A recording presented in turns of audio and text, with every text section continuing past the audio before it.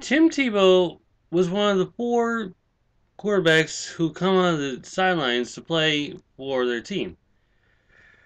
And, people over in Denver are going like, Tebow, Tebow, Tebow. And now they got him, and now he's won a game. He's 1-0. Unlike the other three quarterbacks who have come out of the sidelines and tried their luck on playing. Unfortunately, they all lost their games. I could go through the list, but meh. But is this the time for new quarterbacks to come out? I mean, come on.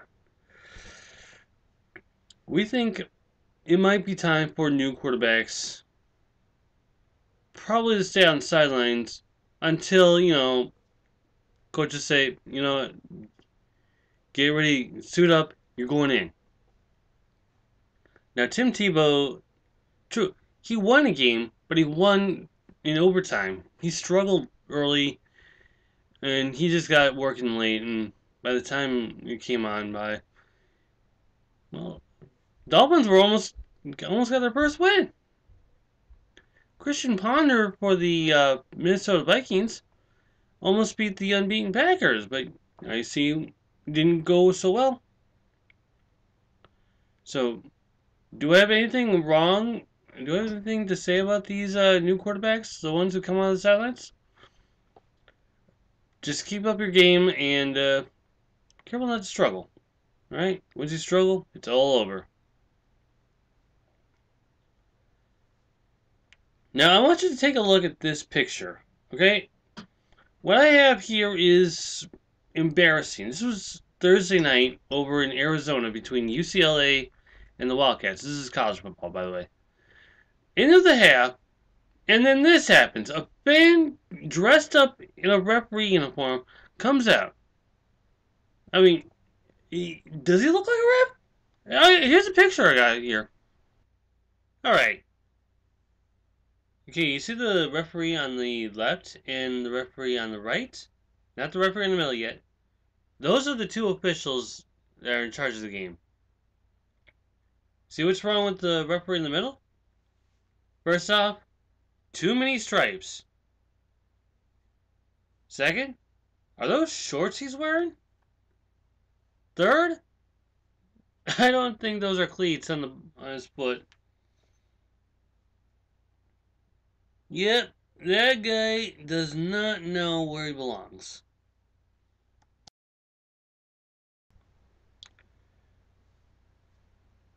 Now, after he done his little fiasco, which after I saw the real video on YouTube, I can put up the link, but I'd rather not humiliate him any more than he already is. Both UCLA and Arizona players had a little talk, got in a little argument, and then before you know it, benches were clearing, there's fights going on, people are getting thrown down. It's an all-out brawl, all at the end of the half. Now, after the game, which, by the way, Arizona overwhelmed UCLA. I'm not going to tell you the score. You can always look it up. It was just bad. But anyway, 4 Arizona players and 6 UCLA players, they're suspended for at least 1 game. However, talk to the guy who started this all. His streaking performance should have gotten him at least misdemeanor trespass. How about criminal impersonation? He is facing a Class 6 felony, which could land him in jail for 1.5 years. And not to mention the repercussions over at his school. He was an Arizona graduate, soon-to-be graduate. But just get this. Here's his excuse for why he did it. He wanted to be on the show ABC's Wipeout. Now, I've seen the show. I would have wanted to be on it. I mean, come on. I wouldn't have done bad. $50,000 would have been mine. But I digress. His excuse is that, as soon as he manages to get a chance to talk to Jill Wagner, he'll be asked, what's the craziest thing you've ever done? If it was me, the craziest thing I have ever done? Jump off a cliff well, the side of the cliff, land face first, and come out just fine.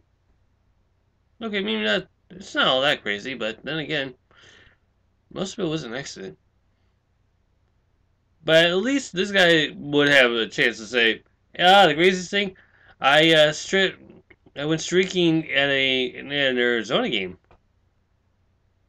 You know, Jill Wagner would only wonder what kind of package she had. So I got two questions for this dude. One, was it worth it? And two, how in the world does a streaker, by the way, you mean it should only get down to his skivvies, start a bench clearing brawl? I just don't get it. Unfortunately for me, that would be my come on man, so come on man. Meantime, I'm 3-2 again this week, 19-16, and here are my picks for week 8. Tebow, hold on. It's actually Detroit coming into Invesco Field and ruining the Tim Tebow's homecoming, to his new home at least, 36-23, Detroit. Now, Cam Newton versus Ponder. Let's see, Isaac Newton pondered about... Okay, no, we're not talking about the past. It's actually Christian Ponder and Cam Newton, and Cam Newton's going to dominate at home. Carolina 28-24 over Minnesota. To know the Lord, eh? No, we're not talking about the CFL. It's actually the Buffalo Bills' second home in the Rogers Center. That's right, the Rogers Center in Toronto, Canada. This is my Canadian special. And the Bills, hell, they needed that week off, and now they're going to stomp all over John Beck. Yes, I'm saying it, John Beck and the Redskins, 31-22. Heinz Field is where my upset special goes to, and it's going to be a shootout. That's right. Tom Brady, Ben Roethlisberger, shootout. And can we say 40-38 Pittsburgh? I mean, it's going to be a blowout against the defense, both defenses, but Pittsburgh's going to win. Primetime special. It is the Halloween, and the Chargers and the Chiefs will clash under the moonlit night under All Hallows Eve. But the Chiefs will triumph over the Chargers 21-15. Halloween! So here are my picks for week 8 again. We have the Lions. We have the Panthers. My Canadian special, the Bills. No one circles the wagon. My upset special, the Steelers. And my primetime special, the Chiefs on Halloween! Woo! I would have done better Chewy. But I digress. Meantime, Pete the Rock signing off, and here are Week 9's picks. Make sure you only choose one. Week 9's primetime games feature Baltimore going to Pittsburgh and Chicago going to Philadelphia. Make sure to choose one of these two games as we will predict it.